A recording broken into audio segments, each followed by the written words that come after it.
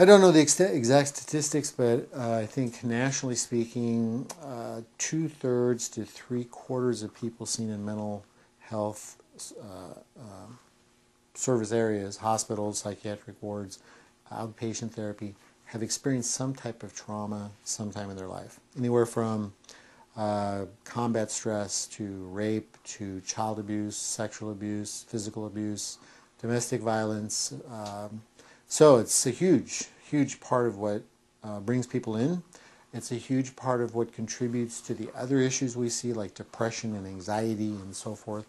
Do we see a lot of post-traumatic stress disorder? Probably not a lot, but I believe it's related to a lot of the issues we do see, no doubt. One of the things we know about trauma is once a person has been traumatized, 75% of people who have been traumatized, pick your trauma, rape, child abuse, sexual abuse, car accidents, 75% of trauma victims are re-traumatized. We don't know exactly why. It could be that people put themselves in those situations, and it's not their fault, I'm not saying that, but they tend to be in situations, in environments, let's say, where there's drugs and alcohols and violence and gangs, where trauma is frequent. But there's also evidence to suggest that trauma affects us in a way that makes us more vulnerable to being re-traumatized.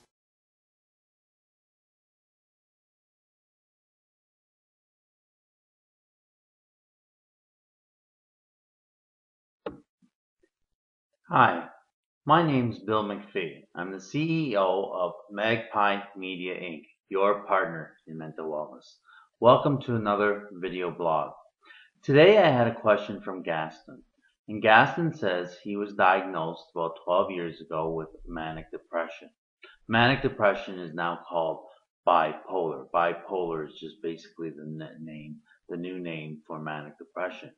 But he says when he was 6 months into his mother's womb, his father committed suicide, and Gaston was wondering whether that could have had something to do with his mental illness.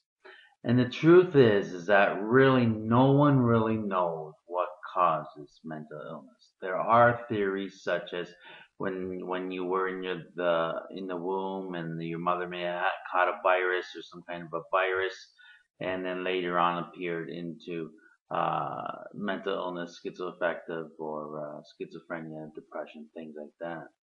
So really, we really don't know. But what we do know is that there is three legs to schizophrenia. One is that it's biochemical. That means that there's chemicals in the brain such as dopamine and serotonin and different things like that. The thing is that we only know about 15 different chemicals. We are only studying about 15 different chemicals in the brain, where actually there's about 300 different kind of chemicals that are in the brain. So between the biochemical and also genetics play a role in mental illness, especially in schizophrenia, bipolar. Um, so between the biochemical and the genes, and then thirdly, there's always a stressor involved. It's known as a triggering point or a triggering point stressor. It could be first time in college, you're away from home, or it could be a breakup with a spouse, or could be traumatic event in your life. But whatever those that is could trigger. So basically, we don't know the cause of schizophrenia, and there's different theories like the viruses, or when you're in your mom's womb, or there's things like what month you were born. They say that people with schizophrenia, there's a large statistic where they've been born in the fall, but no one really knows. But we do know that it's genetic, biochemical, and stressor related. So, Gaston, I hope that answers a little bit of your question.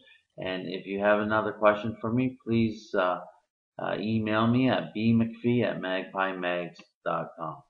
Thank you. Have a great day.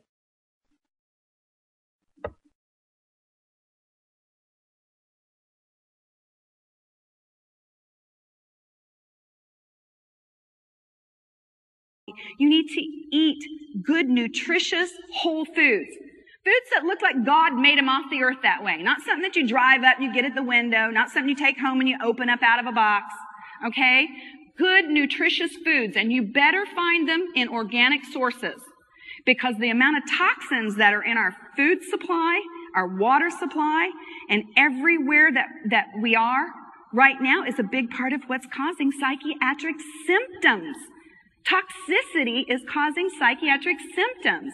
And people aren't being tested for heavy metal toxicity. They're not being tested for infectious diseases when they go in and tell doctors that they have depression. They're not being tested for thyroid disease. They're not being tested for dietary deficiencies. There are so many things that can cause depression, people. You need to look up, one thing I want you all to do is go to a medical dictionary and look up hypoglycemia. Hypoglycemia, you will see that the very symptoms that you read in a medical dictionary for hypoglycemia will mimic what most people call depression, anxiety, and stress. So if you're eating all refined carbohydrates, you're pumping sugar and soda and caffeine down your body all day long, you may be depressed. And you have a very good reason to be depressed because your body is probably nutritionally deficient. And if you're sitting on the couch all day long and when you come home from work you decide to have a beer instead of, doing something healthier for your body, then you're also going to experience depressive symptoms. You need to understand that the majority of the education that we are getting in this society is on the boob tube. We're getting it on television. And we're not getting good information from what we listen to on television. In fact, I'll give you an example. A couple of years ago, there was a wonderful landmark study that came out that proved that depression was combated twice as effectively with exercise as it was with antidepressants. Now that is big news. It really is.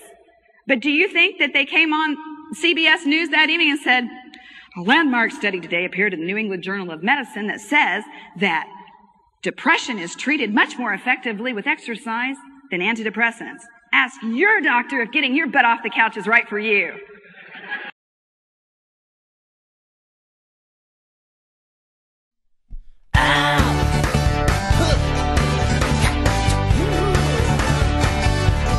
Well, look around, what do you see? People walking in the street, but did you know one fall has an issue? You might not see or be aware, but you must understand, they're the hand in hand. You must understand, they're the hand in hand. Because one in four has a problem with the mental health. One in four has a problem, and it hurts when it's hard. One in four has a problem with the mental health. One in four has a problem, and it hurts when it's hard. Yeah. Talk on the bus, talk on the street, talk at the butchers with a joint of meat, talk in the bar, talk to PC, talk to the local star, David Bernstein. You must understand, they're the hand. You must understand, they're the helping hand. Because one in four has a problem with the mental health. One in four has a problem, and it hurts when it's hard. One in four has a problem with the mental health. One in four has a problem, and it hurts when it's hard. Run around Orchard Park, keep that in the dark. Give your friend a beer.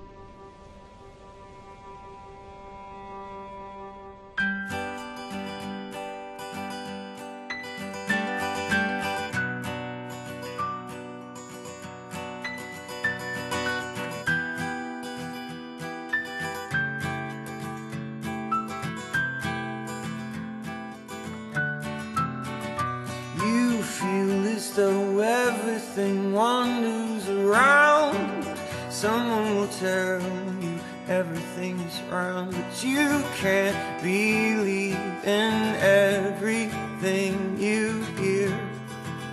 Not now. You don't know where you're going, you don't know what you're doing. You've got to find a place that you can go, that you call home. It's funny how you fake it.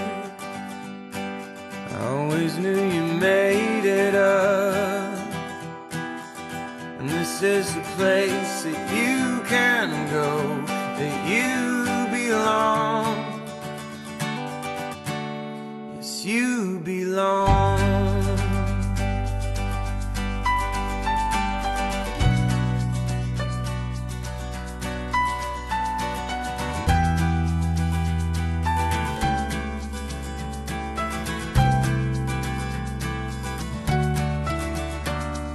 I love you more than you love a blue sky, more than the moonlight on a silent winter night, more than all my flowers that bloom for you, my life. You don't know where you're going, you don't know what you're doing. Got to find a place that you can go, that you call home. It's funny how you fake it. I always knew you made it up. This is a place that you can go, that you belong. Yes, you belong.